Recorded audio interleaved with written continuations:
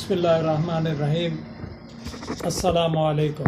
आप देख रहे हैं हेल्थ अवेयरनेस विद हकीम इस्माइल। अल बिलावल दवाखाने की तरफ से मैं आप तमाम नाजरीन को खुश आमदीद कहता हूँ। आज का जो मेरा मौजू है वो बवासीर का है। बवासीर को इंग्लिश में हेमोराइड्स और उर्दू में इसको बवासीर कहते हैं, पाइल्स भी इंग्लिश में कहते हैं, और आम नाम जो हैं इसके मौके और मसे होना भी हैं। इस मौजू में आसानी के लिए चंद नामों को जान लेना ज़रूरी है। आंत के आखिरी हिस्से को रेक्टम कहते हैं, और ये जो रेक्टम है ये एनाल कैनाल में खुलता है, जिसके सुराख को जहाँ से फुजला खारिज होता है उसको उर्दू में मकद और इंग्लिश में एनस कहते हैं। एनस से खारिज होने वाले फुजले को फीसिस या स्टूल कहते हैं। टॉयलेट में स्टूल खारिज करने के अमल को रफ़ा हाजत या डेफिकेशन कहते हैं। इन बयान करदा नामों से वीडियो में रेक्टम, एनाल, स्टूल और रफ़ा हाजत के लफ्ज़ इस्तेमाल किए जाएंगे, जबकि मर्ज़ का ज़िक्र हेमोराइड्स या बवासीर दोनों नामों से लिया जाएगा। बवासीर एनस और रेक्टम में मौजूद जो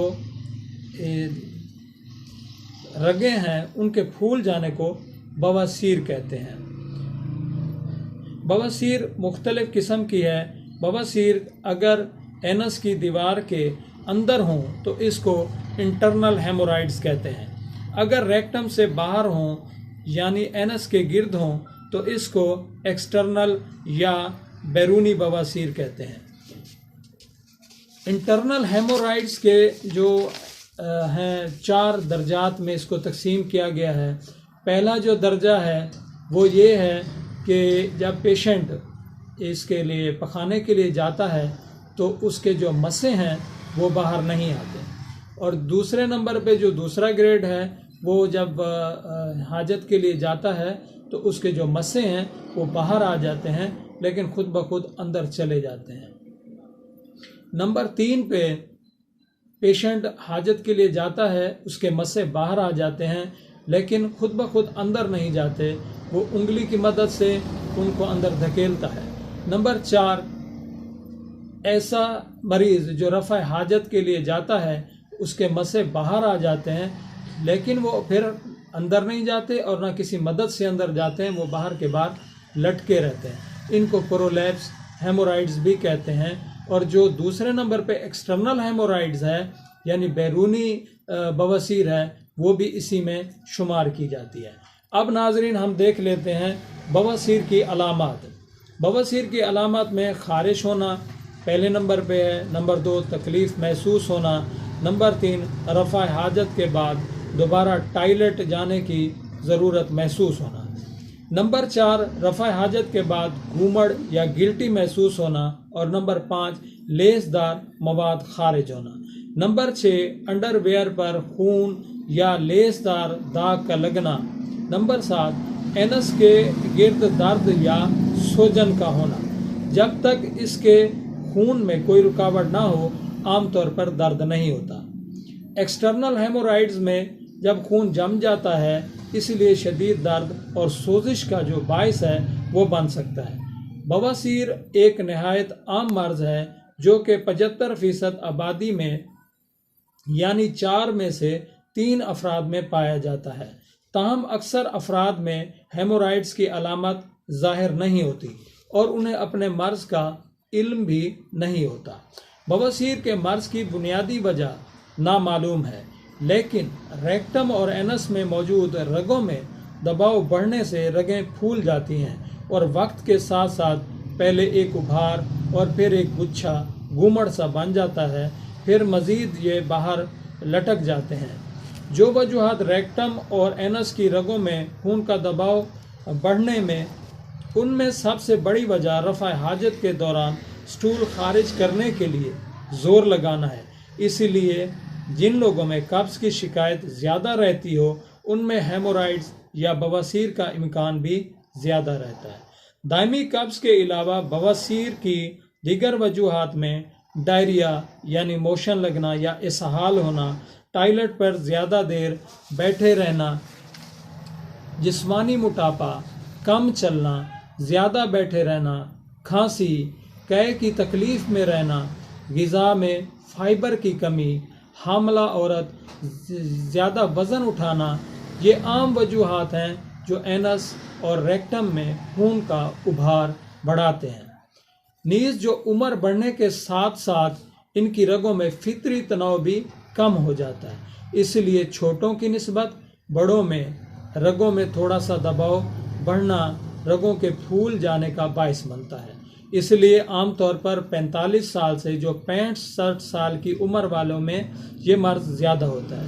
نیز خواتین میں مردوں کی نسبت یہ مرض زیادہ ہوتا ہے۔ بواسیر کا مرض موروثی طور پر بھی پایا جاتا ہے۔ تشخیص اب اس کی میں آپ کو بتاتا ہوں۔ جو ایکسٹرنل ہیمورائڈز ہیں وہ تو نظری معائنے سے بھی پتہ چل جاتا ہے، لیکن جو انٹرنل ہیمورائڈز ہیں یعنی اندرونی بواسیر ہے، ان کو دیکھنے کے لیے اس کے دو طریقے ہیں۔ ایک ہے ویول انسپیکشن اور دوسرا ہے طریقہ ڈیجیٹل کے ذریعے۔ ڈیجیٹل کے ذریعے جو ہوتا ہے وہ سگمائٹوسکوپ کے ذریعے معائنہ کرنا پڑتا ہے، اس کے ذریعے پتہ معلوم ہوتا ہے کہ بواسیر کتنی حد تک پھیل چکی ہے۔ اب جو ویول انسپیکشن ہے وہ طبیب اپنے ہاتھوں پہ گلوز پہن لیتے ہیں اور اس کے بعد مقد یا اینس کے راستے سے انگلی داخل کر کے اس کا معائنہ کرتے ہیں کہ یہ گومڑ یا گلٹی کتنی حد تک بڑھ چکی ہے۔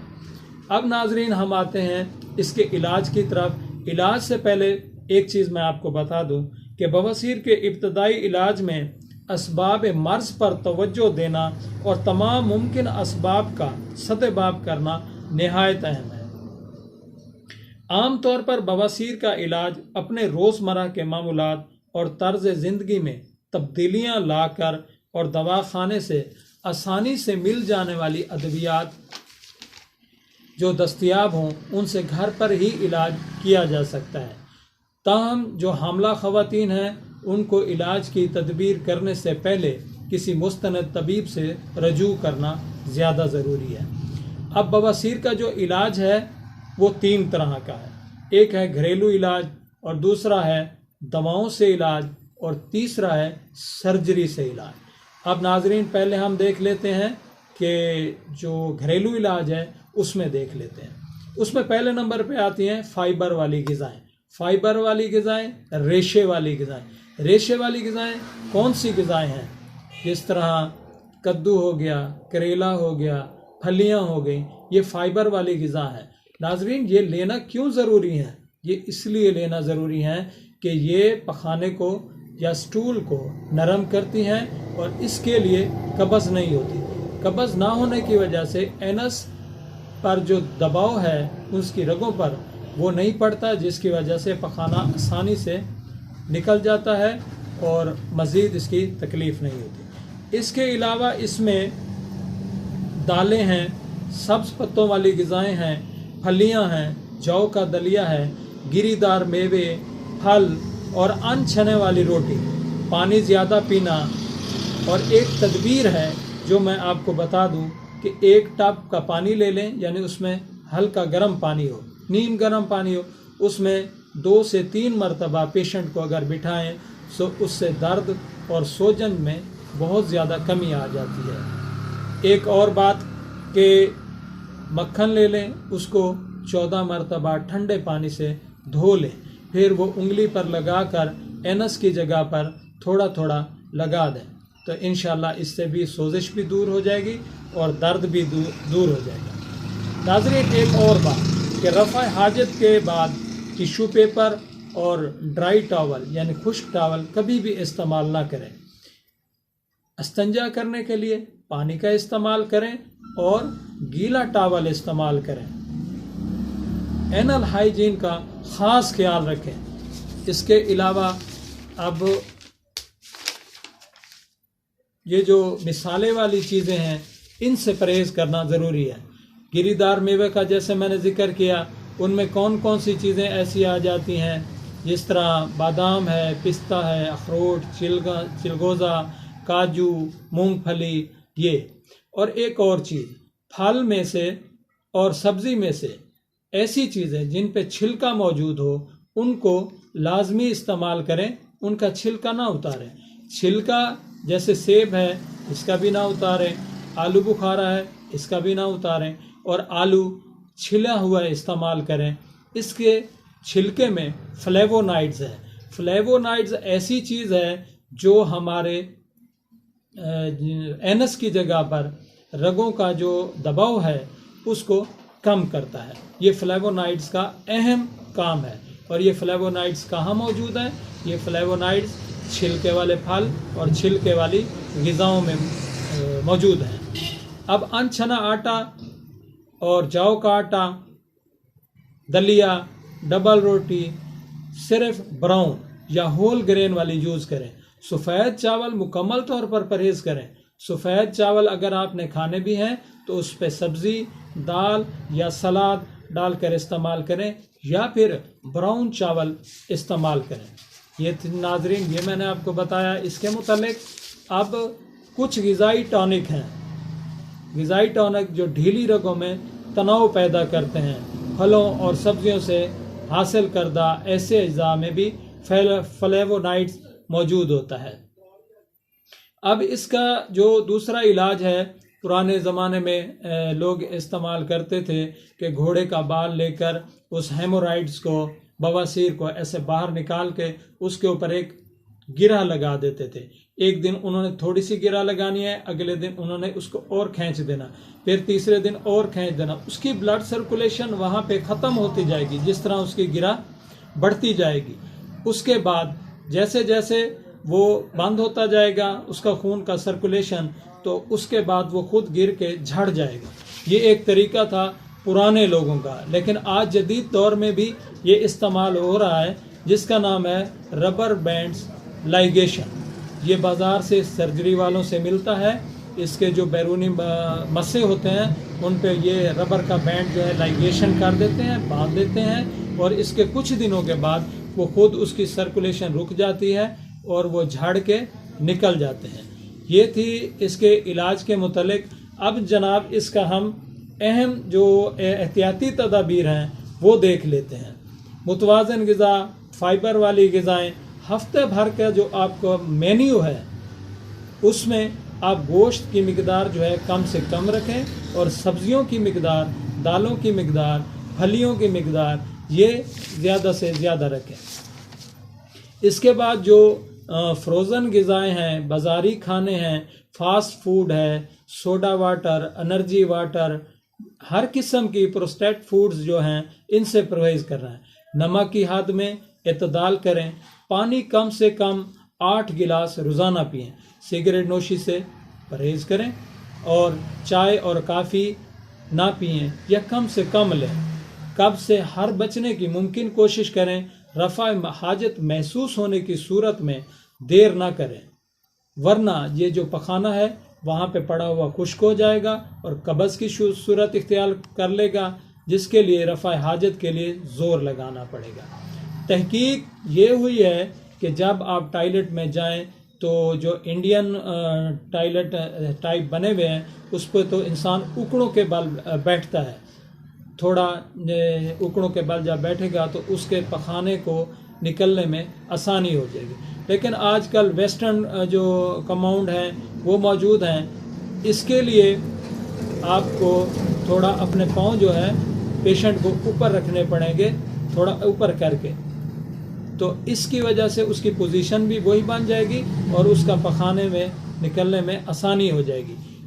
اینال ہائیجین کا خاص خیال رکھیں، یعنی خشک ٹاول، ٹیشو پیپر ان کا استعمال نہ کریں۔ پانی سے طہارت حاصل کریں، اور معمول کے مطابق یہ تھیں تبدیلیاں جو ضرور اختیار کریں۔ اور جو نیند ہے وہ ضرورت سے کم اور ضرورت سے زیادہ دیر تک نہ سوئیں۔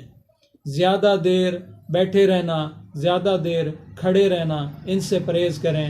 بھاری وزن اٹھانے سے پرہیز کریں، باقاعدہ ورزش کریں اور وزن کنٹرول کریں۔ ان احتیاطی تدابیر پر عمل کرنے سے نہ صرف بواسیر سے بچا جا سکتا ہے بلکہ عمومی صحت بھی رہتی ہے اور تندرستی بھی قائم رہتی ہے۔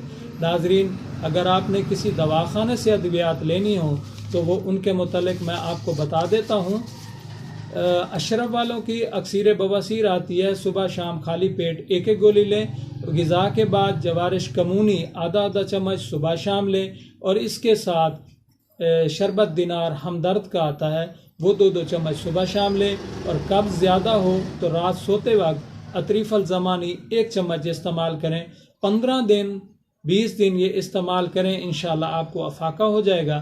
اگر پھر بھی افاقہ نہیں ہوتا تو کسی مستند طبیب سے ضرور چیک کرائیں، کیونکہ ہو سکتا ہے وہ بواسیر نہ ہو، آنت کا کینسر ہو، فشر ہو، فسٹولا ہو، ناسور ہو، ان میں سے کوئی چیز ہو تو اپنے طبیب کو ضرور چیک کرائیں۔